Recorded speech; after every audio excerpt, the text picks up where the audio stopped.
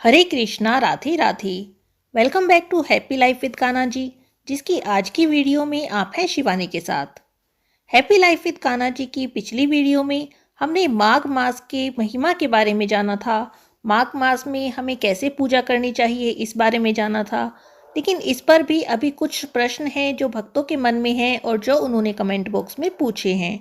तो चलिए आज हम उनका उत्तर जान लेते हैं। सबसे पहला प्रश्न है, क्या कार्तिक मास की तरह ही माघ मास में भी हमें सुबह जल्दी में उठकर सुबह 4 बजे उठकर ही पूजा करनी है? देर से पूजा नहीं कर सकते? क्या सुबह में ही पूजा करनी जरूरी होती है?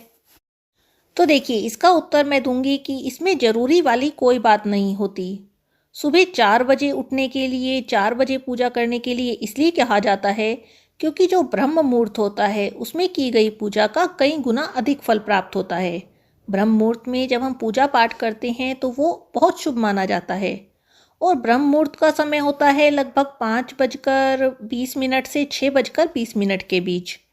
तो अगर हमें 5:20 से 6:20 के बीच पूजा करनी है तो हमें उससे पहले उठना होगा, नहाना होगा, पूजा की तैयारी करनी होगी।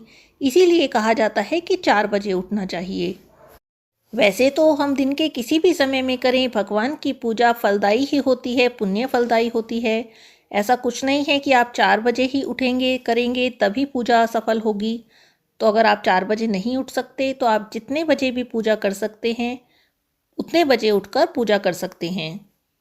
अब यहीं पर एक प्रश्न और भी है, क्या माघ स्नान में भी कार्तिक स्नान की तरह ही ठंडे पानी से स्नान करना होता है या गर्म पानी से स्नान कर सकते हैं? तो देखिए, इसका उत्तर भी वही है। अब जैसे कि ठंड का महीना है, अगर आप ठंडे पानी से स्नान करेंगे तो हो सकता है आप 1 दिन 2 दिन स्नान करें और तीसरे दिन बीमार पड़ जाएं। अब आप बीमार पड़ जाएंगे तो ऐसे में पूजा भी नहीं होगी। तो इससे बेहतर है कि आप आराम से गर्म पानी से स्नान करें और पूजा पाठ करें।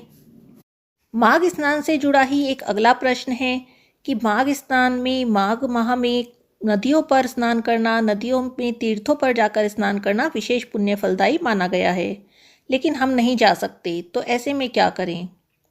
तो देखिए, ऐसे में आप घर में जो आपका नहाने का पानी है उसी में किसी तीर्थ या नदी का जल, किसी पवित्र नदी का जल आप उसमें थोड़ा सा मिला लो और उसमें स्नान कर लो। इससे भी आपको तीर्थों पर स्नान करने का, किसी पवित्र नदी में स्नान करने का पुण्य फल प्राप्त होगा। जैसे अगर आपके घर में गंगा जल रखा है तो आप थोड़ा सा गंगा जल डाल लो नहाने के पानी में। और वैसे तो माघ के महीने की इतनी महिमा कही गई है कि अगर आप नहाते हुए हर हर गंगे कहते हुए स्नान कर लें तो इसे भी गंगा स्नान के बराबर ही पुण्य फलदायी माना जाता है। घर में ही हर गंगे कहते हुए साधारण जल से स्नान करें तो भी गंगा स्नान के बराबर ही पुण्य प्राप्त होता है। अब एक अगला प्रश्न, किसी ने पूछा है कि अगर हम पूरे माघ माह के व्रत रखना चाहें तो कैसे रखें?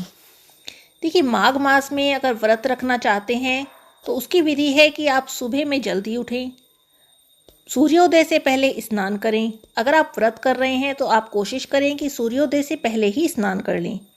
उसके बाद पूजा पाठ कर लें, फिर सारा दिन व्रत रहें। व्रत में आपको एक समय शाम को पूजा के बाद भोजन करना है। भोजन में आप अन्न खा सकते हैं, नमक खा सकते हैं, या अगर आप श्रद्धा अनुसार केवल मीठे के व्रत रखना चाहें तो केवल मीठे के व्रत भी रख सकते हैं। लेकिन हाँ, उस भोजन को आपको सात्विक खाना है, प्याज लहसुन उसमें नहीं होना चाहिए। प्याज, लहसुन, मूली, इन 3 चीज़ों का आपको विशेष ध्यान रखना है कि ये आपके भोजन में ना हो। इसके अलावा दिन में फ्रूट्स ले सकते हैं, दूध पी सकते हैं, या कोई भी फलाहारी चीज़ आप ले सकते हैं। एक और बात, तिल खाना माघ के महीने में बहुत ही शुभ माना जाता है, बहुत ही अच्छा माना जाता है। तो अगर आप माघ मास के पूरे महीने के व्रत कर रहे हैं तो कोशिश करें अपने खाने में तिल जरूर शामिल करें। कोई भी तिल की बनी हुई चीज़ अपने खाने में शामिल करें। इसके अलावा कुछ चीज़ों का आपको ध्यान रखना है जो आपको नहीं खानी है। जैसा कि मैंने पहले भी कहा, प्याज लहसुन आपको नहीं खाना है, मूली नहीं खानी है, किसी और के घर का, अपने घर के अलावा किसी और के घर का अन्न आपको बिल्कुल नहीं खाना है। इसके अलावा बासी रखा हुआ भोजन बिल्कुल नहीं खाना है। ताज़ा पकाया हुआ, ताज़ा बनाया हुआ भोजन आपको करना है। ताज़ा भोजन बनाएं, फिर पहले उसका भगवान को भोग लगाएं और फिर उसे स्वयं ग्रहण करें। एक और प्रश्न, किसी ने पूछा कि क्या माघ मास का महत्व स्वयं पढ़ना जरूरी है, क्योंकि मैंने पिछली वीडियो में कहा था कि इसकी बुक मार्केट में अवेलेबल है, तो क्या हम केवल सुन नहीं सकते, पढ़ना भी ज़रूरी है? तो इसका जवाब है नहीं, ऐसा बिल्कुल ज़रूरी नहीं है। आप चाहें तो माघ मास का महात्म केवल सुन भी सकते हैं। माघ मास का महात्म आपके अपने YouTube channel happy life with Kanha ji पर भी रोज़ सुबह अपलोड किया जाएगा। आप चाहें तो यहाँ से सुन सकते हैं, या जहाँ से भी आपकी इच्छा हो वहाँ से आप माघ मास का महात्म सुन सकते हैं। तो ये थे कुछ प्रश्न जो माघ मास से रिलेटेड थे। अगर आपके मन में ऐसे ही कोई और प्रश्न भी हैं तो आप उन्हें भी कमेंट बॉक्स में पूछ सकते हैं। मैं पूरी कोशिश करूँगी उनका जवाब देने की। तो आज की इस वीडियो में बस इतना ही। अगली वीडियो में जल्दी ही फिर मिलेंगे। तब तक जुड़े रहिए हैप्पी लाइफ विद कान्हा जी के साथ। हरे कृष्णा, राधे राधे।